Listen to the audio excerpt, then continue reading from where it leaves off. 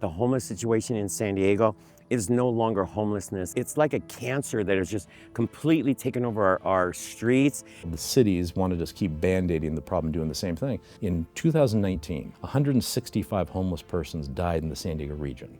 2023, mere 4 years later, 624 homeless persons died in the San Diego region.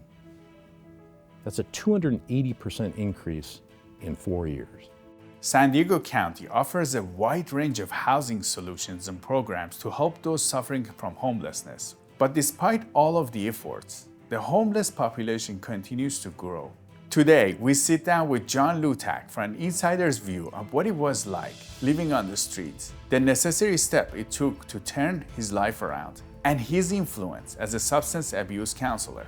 We'll also discuss with George Mullen, who co-created Sunbreak Ranch, which is a new approach to homelessness that has gained a significant backing by both citizens and politicians in San Diego. We're nonpartisan, citizens movement. We will take help from anyone, any side, doesn't matter. This is about solving the problem, period. So you're saying the most important part for us to do to help the homeless is to listen to someone. Just listen to a person. I'm Siyama Kurami. Welcome to California Insider. We've seen the evolution of San Diego, what's happened, and really about 2002 when Petco Park went in downtown and San Diego was really booming. A lot of things being built, new businesses. It was a flourishing city that we really thought, wow, San Diego's really come someplace from a kind of a sleepy downtown, as maybe you know, to a very exciting, fun place to be. But about 2015, 2016, it was almost like being in a British Airways jet going across the Atlantic, and you could feel the nose dip in the ocean.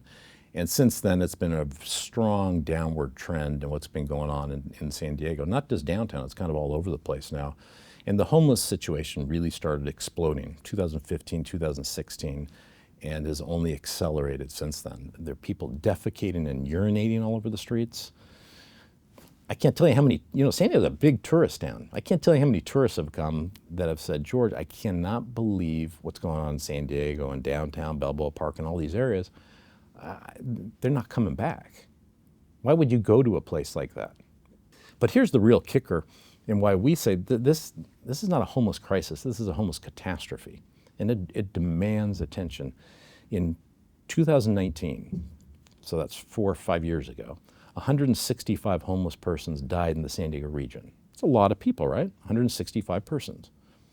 2023, mere 4 years later, 624 homeless persons died in the San Diego region.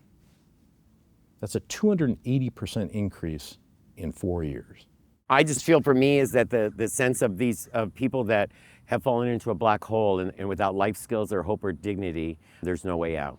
We went to San Diego to meet with Jon Lutack, a former drug addict who spent years living on the streets. He has since turned his life around and has been helping the homeless who face addiction for over 15 years as a substance abuse counselor.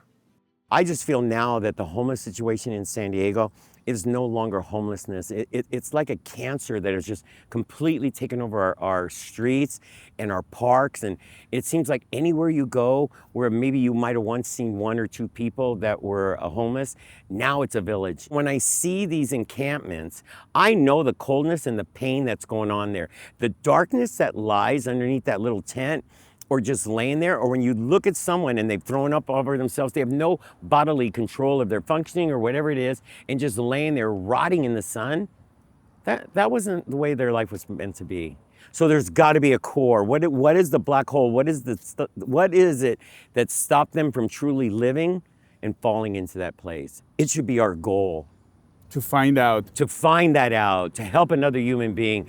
So you are saying that there is a root cause to people ending up in that situation. Can you explain to us what does that? For me, it was a lack of belief in self. I didn't know it at the time, and it wasn't until I got into treatment to look back. I was told some pretty negative things growing up, and I bought into it, and I believed it. I made peace with all of that through treatment and therapy for years to be able to completely move forward. But I just believe really strongly is that there's that lack and just this darkness that can happen inside a person with no belief system whatsoever and no support around them. No one around them saying like, you can do it, because they've been told that they couldn't. A recent 2024 survey found over 10,600 people suffer from homelessness in San Diego County, with less than 4,500 being housed. The county offers numerous housing assistance programs, ranging from help with paying rent to a housing first model that focuses on providing those in need with housing as quickly as possible. On top of this, the San Diego Housing Commission has created over 11,700 housing opportunities. Additionally, San Diego Mayor Todd Gloria had just announced a plan to create a long-term shelter for the homeless that has a capacity of over 1,000 people. Now, we are putting a lot of effort in, especially in San Diego, there's a lot of effort from different groups and the government. And why is it we might not see the results as much as we like to? There's a lot of greatness happening. There really is. But the negative part just overshadows all good that seems. And it seems like that's straight across the board in anything that we're doing. I just believe really strongly here is that we don't have enough beds. We don't have enough like shelter beds and whatnot. We don't have enough programs in the sense of like, how do I get that person up and in now, right now?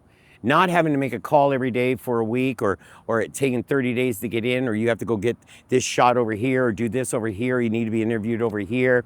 And then we'll see if a bed is open. What happens from that moment that person realizes where that they out of nowhere their clarity will happen and they know I need help. What am I going to do? And they'll think of the first place they hear. Father Joe's Village is one of the biggest ones here. And so people think of that really quickly and they call and it's like, there's a system. I'm not knocking their system. I'm just letting you know that when that hits and I knew that I needed help, it was a moment before I could get in there and do it. So people that want to get help, and there's a moment and people are a lot of times facing addiction, right? Yeah. And when they want to get help, they call or they ask for help, but the help is not there at that moment. Not there. It's a broken promise in the sense of like, you got to keep calling back and when a bed opens. And they'll say, oh, a bed could open tomorrow or, whatever. But like calling, you'll find out. I say that there's got to be an average of no less than 20 days before someone can get in there. Even just getting into the detox. You can't take someone down and just put them into the detox. Even if they want to quit. Yeah, even if and it has to be on them. And I get that, I understand that. It has to come from the heart of that person that they want that change. I can't say like, you need this change here, let me take you in. However, the person can show up and there's just not the availability. For these people to want to go into the shelter, if today they want to say, okay, I want to move out of this encampment, I want to get back into society, what's the process like? Okay, you have to call, there's some number that you got to call, I don't remember exactly what it is, but you got to call that number, then you got to get a reference. And I, to the best of my knowledge, there's a process where you have to go get the TB test, you got to go get this, you got to come show up over here at the place, then you got to start calling in every day. And that's mind-boggling for someone on the street. Why do you have to call every day? No, because you got to show, I think it shows committed. intent. Yeah, and a bed could open. But how many people are calling in every day? And then they'll tell you, you're number 38 on the list. I know that one for a fact.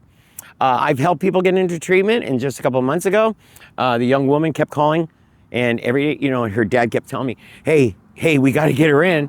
And I said, for treatment, right? For treatment. And so we're going to get her into this place, but she's got to make that call. And she would make that call, and then she'd tell me, I'm number 38 on the list. Then the next day, oh, now I'm 21. And sometimes there's that lucky breaks. My whole thing about the shelters too is someone can go in, but that doesn't mean that they're going to get the life skill helps that they truly need. So they'll get the housing. They're going to get the housing. But they don't really get the solution to the problem. Not always, but they got to sign up because I think everything is too warm and fuzzy today. Let's get real. Life is not kicking in for you. I don't know how to do life. I'm relying on you. Tell me what I need to do. But I just believe there's so many bleeding hearts, and I know they don't like that term. And but there's so many people that hey, do you think you could maybe? And if they had done that to me, I would never have had the honor of sitting here with you today. I think I'd have been dead by now. I believe that because they addressed the issue, they used attack therapy on me, and they let me know what time it was and what part I played in it, and asked me to do something different with my life, I was able to do that. And I feel that if we would take these programs, shrink them down to half the size of what they're doing. Let's address the issue that they came in here on. I believe that nothing can happen unless you get that person sober first. They got to get cleaner, they got to get sober. Give them some type of clarity in their mind. And Give then them get to something that to work issue. up so they can realize what part they play in it and how did I get here. But And I that know every issue one of is us has like, sat with a drunk at a party, and after 30 seconds, you're like, God, just shut up, right? So you can't, you got to get clean. You got to get sober. You got to get clarity. You got to take a shower. You got to get some healthy food in you, you know, and then let's do something different. and then you got to get the therapy to find out what's the real issue. Exactly, completely. If we look at what's been going on, we really need to kind of look at what's happened to San Diego, is how are they reacting to the problem? And they keep doing more and more of the same thing. And what we look at is like the homeless population, they're living on the streets, in urban areas primarily. The homeless population is being preyed upon left and right from drug dealers, cartel members, gang members, other homeless stealing from them, and all sorts of violence. It's a very dangerous, difficult situation. They can never get a good night's sleep. How are you going to turn your life around when you can't get a good night's sleep? We've heard that it's almost impossible to survive if you're not on drugs because it's so difficult because you have to always watch your things and there's a lot of trauma. Yeah, and I think that's exactly right. And I've had people tell me, even the ones that go on the street and don't have drug issues, after a couple of nights of what you're going through, you know, they're more apt to try something, and then it's game over. It becomes your way of life. You become a product of your environment, right? You are by the company you keep. So this is what I know how to do. And it's like, you know, a bottle of wine can take away a lot of pain, and you sit around with another person to get drunk on it, you get loaded or whatever, the pain is gone, you're self-medicating yourself, and you have for once in your life maybe a family that you never had before, and they stay together. It becomes a community. It is their way of life. That's why I believe so strongly in just listen to a person. From the moment we come out of our mothers to the moment we go to God, all we want to do is be heard. A baby cries when it's hungry, right? Teenagers always say, no one's listening to me. Our society is really big at putting our seniors, you know, my grandma's sitting in the corner at a barbecue. Who's talking with her, you know? So I really just think that for once in our lives that we just sat. We don't need to tell them our story. They already know that we got something going on because we're not homeless, but we need to hear, we need to listen. We need to be present for another person. I learned more from this man, Mark Stevenson, than about life and about people than I think I ever have in my whole life. He was my boss at St. Vincent's, and he had the most incredible background, and yet he just was so unbelievable with his dignity and respect towards another human being. And I never got how powerful he was. And I started learning it there, but it came to me a couple years later, like after the fact, to know that what a gift that man was.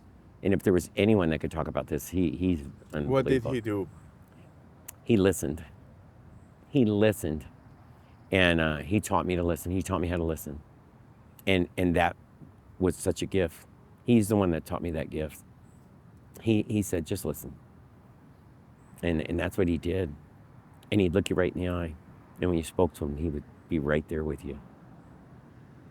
He never judged what was coming out of your mouth. He just listened.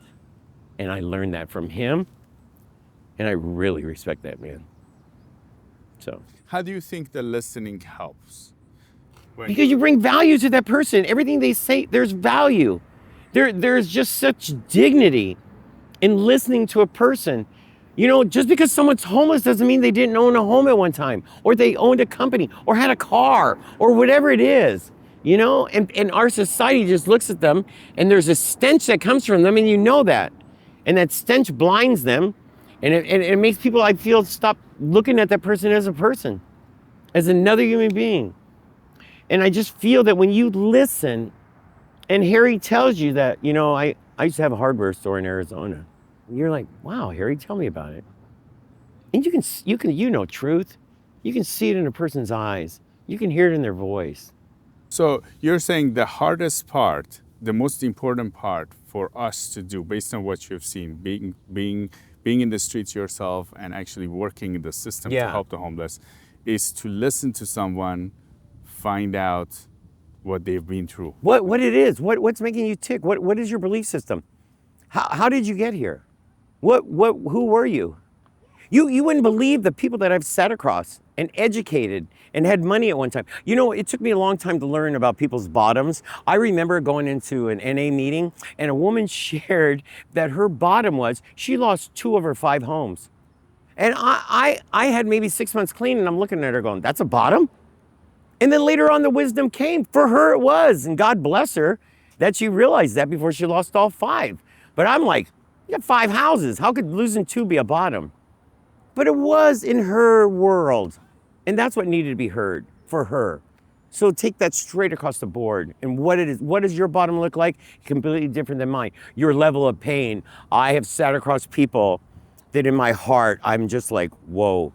Because it just shocks me at the level of pain that they've been through or are willing to go through.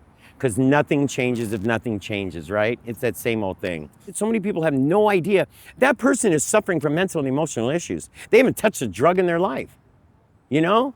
But that's how it manifests itself when there's no help and there's no support. There's not been a professional that assess them and say, this is what your issue is. This is how we can support you and help you so you can move on.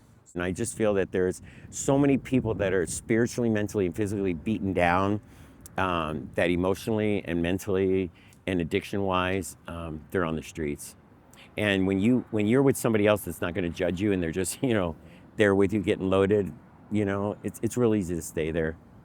There's the horror part of it, of all the beatings and rapes and just violence, unbelievable, that's on the street among each other. People, their volume of self-dignity and self-respect and worth is minimized really strong on the street. And I can see when a person turns that towards another and, you know, has to fight for whatever they have. I mean, have you ever been here in San Diego when it rains? You know, and no human being should ever have to smell like what a homeless man can smell like. You know, and he relieves himself, the rain's hitting him, he's on the street, he hasn't bathed, shaved, or whatever. You know, he's hungry as can be, cold as can be. What are we really doing? What are we truly doing that exists here still? So there's a much better way to attack the problem. You know, one thing we keep talking about, how the cities want to just keep band-aiding the problem, doing the same thing. In San Diego, the San Diego Taxpayers Association has identified that the governments of San Diego, just government, between 2015 and 23 spent $2.37 billion taxpayer dollars. That's just taxpayer dollars, not including philanthropy, on the homeless problem, and the problem has exploded everywhere and you have people dying all over our streets. California spent $24 billion in just the last 5 years. Now that's just the government. You're a business guy. It's inconceivable you could spend that kind of money and have this much abject failure in what you're trying to do. So why aren't we looking at it and saying, maybe we need to take a different approach here? Are you concerned with stock market volatility? Markets closing in on their worst year since the financial crisis. 2 of the major indices had their worst day since 2020. U.S. financial markets had their worst day since the start of the pandemic. Do you really trust this economy? Rumors are growing that the U.S. economy could be headed for a recession. Inflation soaring to its highest level in nearly 40 years. Prices for gas and groceries are so high, inflation sending already sky-high prices soaring even higher across the board. What if you could invest in a portfolio with a higher fixed rate of return that's not correlated to the stock market? You can turn your monthly income on or off, compound it, whatever you choose, and there is no loss of principal if you need your money back. And absolutely, there are no fees. Just log on to investverify.com. Folks, I personally invest my own money with Verify. Log on to investverify.com or call 888-VERIFY-24. Now let's go back to the interview. So can you tell us what is the concept that you came up with? The concept is called Sunbreak Ranch, and all your viewers can look at it at sunbreakranch.com. And the concept is a location solution, basically a large triage facility. If we were in a war and there was a battlefield, we've probably all seen a battlefield on TV or in movies, the Civil War, whatever. After the battle, could be wounded soldiers all over the battlefield. We don't just leave them there or just grab them and put them in a hotel room. We get out there with stretchers take all the wounded soldiers off the battlefield, get them to a large triage facility where you have doctors, nurses, all sorts of practitioners to figure out what's going on with each soldier and move them on to hospitals or independent living, whatever the case may be. And it's the same concept with the homeless.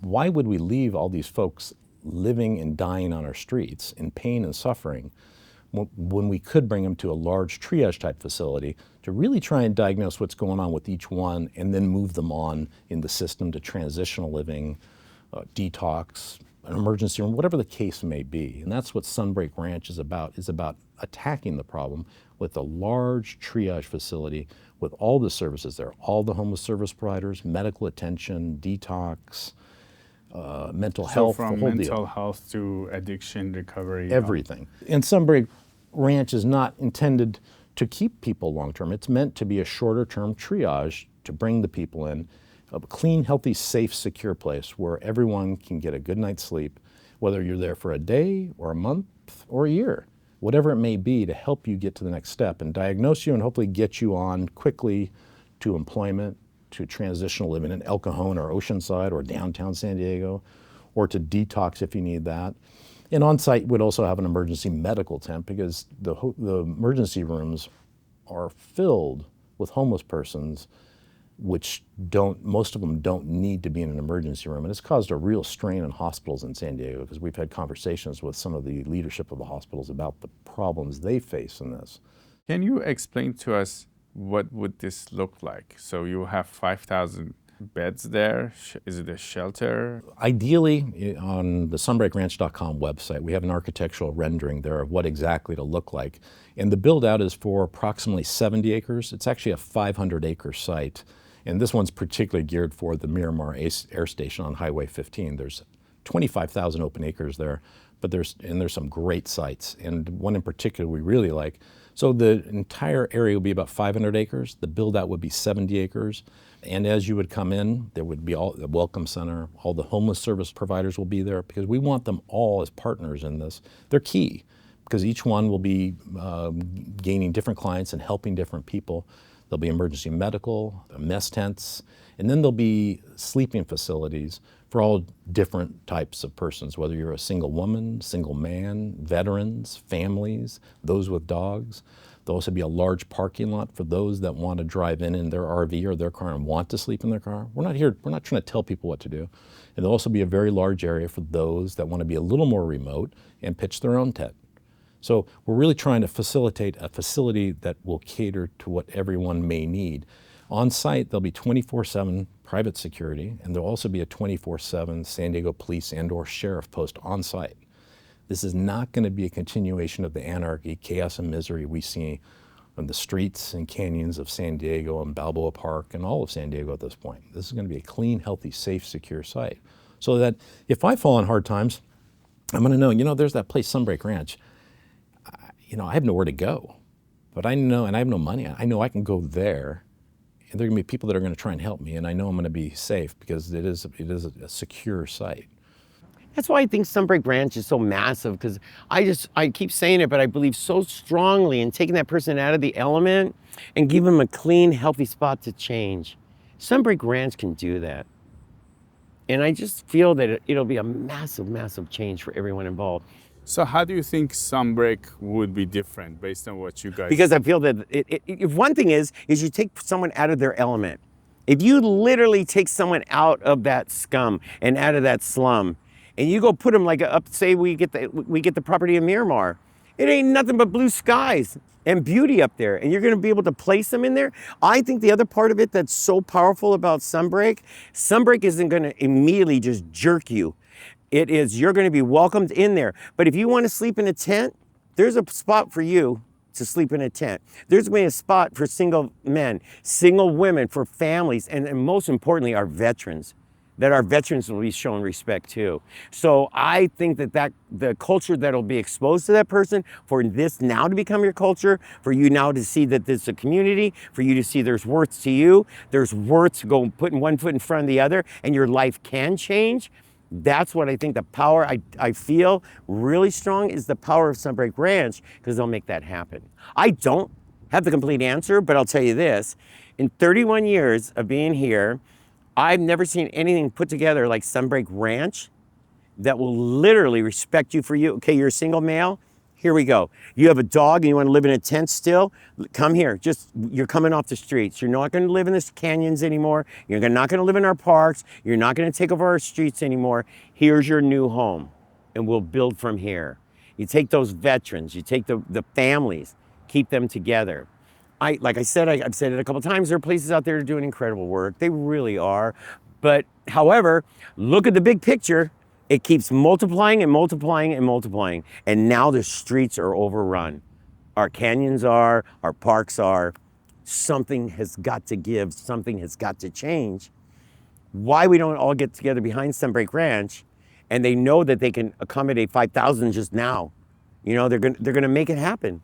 And these men and women that have come together that created this, they have such a history of making life-changing and just unbelievable lifestyles that they built for themselves and in their communities, that it's really easy to look at them and saying like, well, look at the proof they have. I believe you. This could work. This could truly work. And you're thinking to have this facility outside of the urban areas, or would it be? Yeah, absolutely.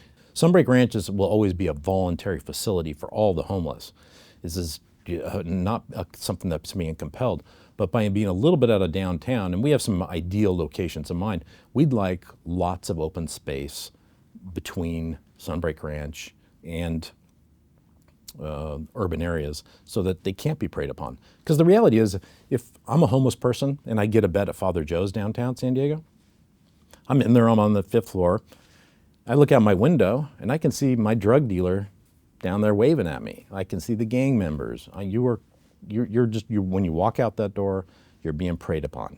And so the thought is, let's get everyone off the streets, get them to a clean, healthy, safe, secure place. And then you can start diagnosing them and help them get a good night's sleep and start turning their lives around and getting back to independent living. That's the goal for all of our homeless brothers and sisters, to get them back to independent living. And it's also the best thing for the city of San Diego, or any city, and all the businesses there and all the myriad of things that go on in a downtown. You mentioned the concept is that you won't force the homeless people to go there. Do you hear some pushback on that? Because some people may not want to go, and what are your thoughts on that? Yeah, and it's interesting because some people will say, well, you're trying to force people. We are not. Sunbreak Ranch will always be a voluntary facility for all the homeless. But there's an important connection that Sunbreak Ranch creates the very existence of it. Since the recording of this interview, the Supreme Court has decided to reverse the Martin versus Boise decision, which previously stated public camping is not a crime if the person does not have access to shelter elsewhere. However, the more recent ruling now grants cities the authority to enforce laws on encampments on public property. Here is George's opinion on Martin versus Boise. Now, there's a Ninth Circuit Court decision called Martin versus the City of Boise. Yeah. And everyone talks to it about it. But the problem was really going on before that decision. That's 2018. All the cities and governors, they start using that as their excuse not to do anything. And people don't really realize it. And some people think because the Supreme Court's going to take it up now, that it's going to, with a magic wand, the Supreme Court's going to fix the problem. That didn't cause the problem, but it's perpetuated it, and it's also played into the elected officials' hands as their excuse. So what Martin versus City of Boise said is very simple, and I think we probably all agree with it. You cannot criminalize a homeless person if they have nowhere else to go. We don't want to criminalize anyone. We want to help them get to the next step. But so all the mayors and the governor just threw up their hands and said, well, you know, we don't have the beds, and Martin versus City of Boise says we can't criminalize, so it's going to be anarchy and chaos and Mad Max on the streets of San Diego, LA, and San Francisco, and everywhere else. And that's what exactly happened. Look at Oakland. However, the connection is very simple, and why our elected officials will repeatedly try and not see the connection, even though it's simple. If we establish a Sunbreak Ranch, and our architectural renderings are initially for 5,000 persons with beds, which can expand or contract based on need.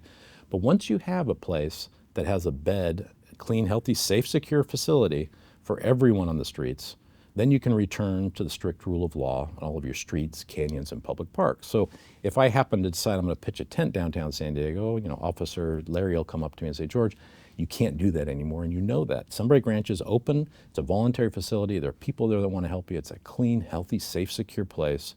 You got a bed, meals, the whole 9 yards. You can go there and we'll even give you a ride. You can go to a friend's house. We'll buy you a bus ticket home if home is Denver or New York or wherever that you have the support system to help you get better. But you can't sleep on the streets anymore. That's the bottom line. So Sunbreak Ranch is voluntary, but people will no longer have the choice to camp in front of your business. To stay in the streets, they either have to go somewhere or That's they right. have to go back. Because the Sunbreak Ranch facility will have met the conditions of the Martin versus City of Boise, where everyone does have a bed and a place to be in a clean, healthy, safe, secure environment.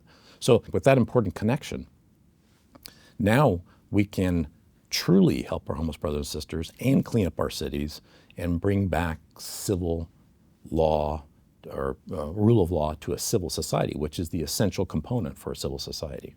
And George, did you ever see yourself getting involved with something like this? Absolutely not. This was meant to be an op-ed to get the public and the elected officials to think and maybe look at doing something. And in 2017, I was getting on to Highway 5 going south from downtown at the 17th Street, and a massive encampment had built up there. And this is a short runway on-ramp to the highway onto 5, so you got to accelerate pretty quick. And it was surrounded by tents and encampment and people all over the place. And as I started getting on, a little kid wanders right out in front of my car. Now, fortunately, I saw him, and I was able to stop and fine. But had I been looking the other way, I might have taken out that kid. And I thought, what in the world is the chief of police and the mayor of San Diego doing to allow this situation on our streets? This is super dangerous for the people in the encampment and also the drivers. Thus, it's anarchy. And so that was really the point where I said, I've got to say something here. And that was when we started pursuing the concept of Sunbreak Ranch, which was really just meant to be an op-ed, an article about an idea to get the people in the city to think. It was never meant to be anything more than that. So I wrote the piece in a night because it had been in my mind for many years. And it's the concept of a large triage facility to help all the homeless and not continue just doing this more of the same.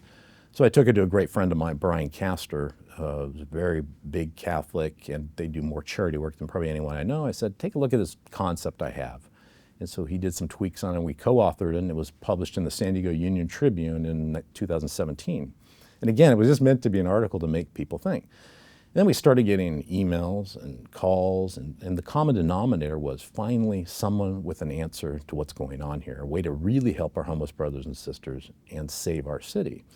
And my friend Brian, I do a lot of writing, so I know what kind of reactions you get, but my friend Brian didn't, and one day he said, George, do you always get this kind of reaction to articles that you write? And I go, oh no, this is something wholly different. So we decided to expand the concept into a website and just kept building from there, and an outpouring of people in San Diego and civic leaders saying, yes, this is the concept we need to go forward. Why did you decide to build a website? Was there a point where somebody told you have to do this? No, not at all. It was just, I'm an idea guy. I'm a writer and an artist, and I do a lot of things, and I like to pursue good ideas if it's a viable idea. And it was more just, there was no intent at all in doing this, but there was such an outpouring of people saying, this is the answer to what you're talking about. I thought, well, maybe we are onto something here. So we sketched out a little website, kind of sketching out the idea. And then it's been a work in progress for 6-7 years, and we're at a pretty solid point. We've learned a lot over those years. But so we started getting tons of attention, lots of civic leaders coming on board, and then the pandemic hit. As we all know, everything just kind of flatlined. And it's like, well, maybe the thing's going to go away at this point, right? And then 2002-ish, whenever it started subsiding, then started getting emails again. People calling. 2022, yeah. 2022. Yeah. And people started calling and saying, so what's going on with Sunbreak? Where are you guys at this? And then it just started catapulting. Really started growing. And then NBA great Bill Walton had heard about it from a civic leader in San Diego and reached out. And he wanted to get involved. And he's been going out speaking with us, and for all of the last couple of years. He's a big name in San Diego, and he gets a lot of attention. And he was a fireball in terms of putting up with BS. And there was a lot of BS down there, and he would let the city mayor and council know that. After the pandemic subsided, circa 2022, it's been straight up in momentum with Sunbreak Ranch. People reaching out left and right. We go out speaking all the time with Bill Walton before he passed, and other professionals. And almost all the public's behind us now. Most of the civic leaders are behind us, and the momentum continues to pick up. George, why are you doing this? You're not really a homeless expert. You just got into this.